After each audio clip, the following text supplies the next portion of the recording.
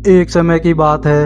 एक छोटे से गांव में एक आदमी रहता था जिसका नाम था माधव। माधव अपने सरल जीवन के लिए मशहूर था, लेकिन उससे भी ज़्यादा मशहूर था उसका हमेशा खुश रहना। लोग कहते थे कि अगर आप कभी उदास हो जाओ तो माधव के पास जाओ, आपकी सारी चिंताएं गायब हो जाएंगी। गांव के बाहर एक पुरानी पहाड़ी थी जहां माधव अक्सर जाया करता था।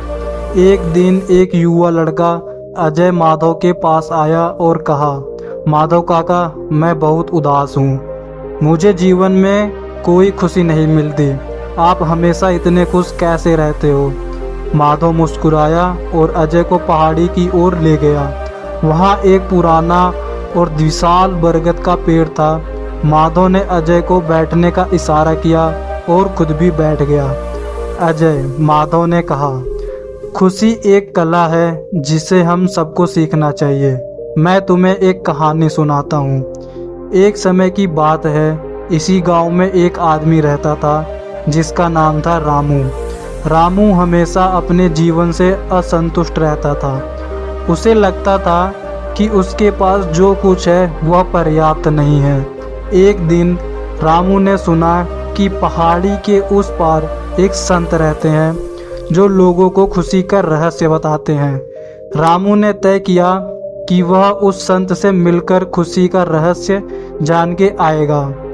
उसने लंबी यात्रा की और संत के पास पहुंच गया। संत एक गुफा में ध्यानमग्न थे। रामू ने उन्हें अपनी समस्या बताई।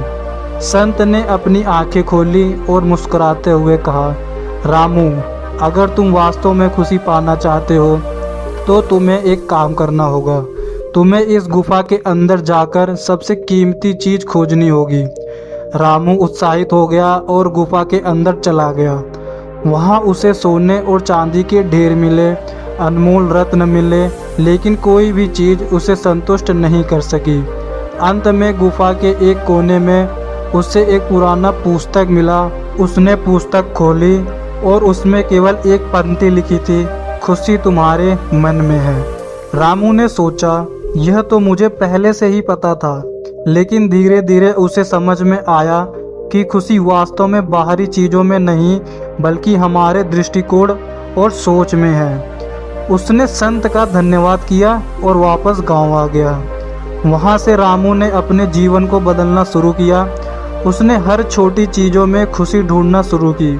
जब बारिश होती तो वह उसे आशीर्वाद समझता, जब धूप होती तो वह उसे नई ऊर्जा का स्रोत मानता। उसकी सोच बदल गई और धीरे धीरे उसका जीवन भी बदल गया। अब वह हर दिन खुश रहने लगा। अजय ने ध्यान से माधव की कहानी सुनी। उसने महसूस किया कि खुशी वास्तव में हमारी सोच में है, न कि बाहरी चीज़ों में। उसने ठान लिया कि वह भी अब हर छोटी चीज़ बड़ी खुशी में बदल देगा। उस दिन के बाद अजय ने अपने जीवन को एक नए दृष्टिकोण से देखना शुरू किया और हर छोटी छोटी चीज़ों में खुशियों को ढूंढना शुरू किया। तो दोस्तों, इस कहानी से हमें यह प्रेरणा मिलती है कि हमें जीवन में हर छोटी छोटी चीज़ों में खुशियाँ ढूंढनी चाहिए, क्योंकि दुख तो हमारे चारों ओर घूमती रहती है। तो हमें हर चीज़ में खुशियाँ ढूंढना चाहिए। अगर यह कहानी आपको पसंद आई हो तो इस वीडियो को शेयर ज़रूर कीजिएगा।